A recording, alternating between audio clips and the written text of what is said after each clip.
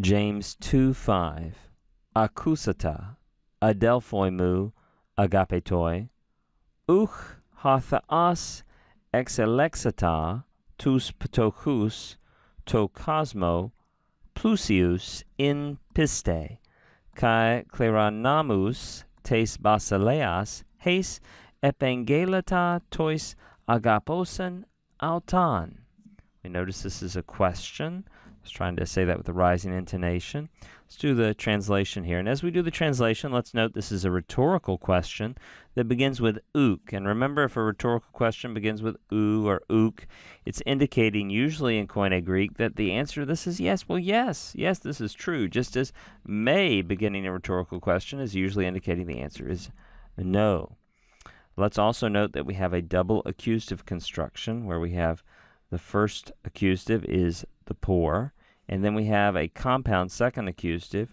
We have those who are rich and inheritors, and so we have accusative number 1, and then we have accusative number 2, which is a compound accusative with two forms, and there's sort of an implied to be between those. We have the object and then the complement saying more about the object.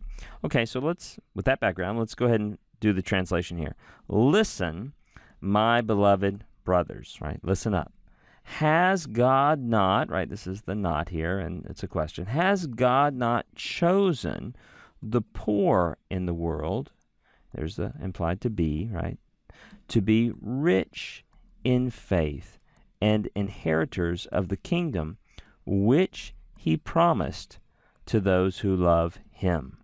Oh, there's so many interesting things we could say here.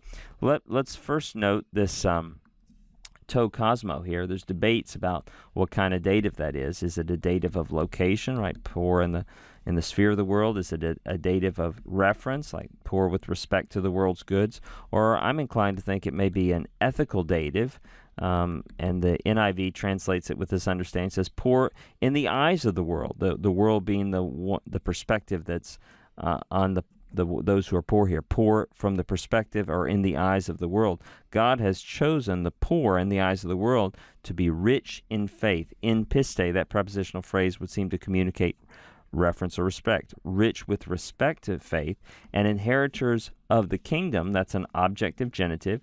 And normally we would expect the relative pronoun there to be the accusative, right? Because it's the object. But remember, relative pronouns, if they're right next to a genitive form, they will often be attracted to that genitive form and be found in the genitive. So that's why we have a case of a relative pronoun being attracted to its genitive antecedent and actually being in the genitive, even though from a strict grammatical standpoint, the form should be an accusative.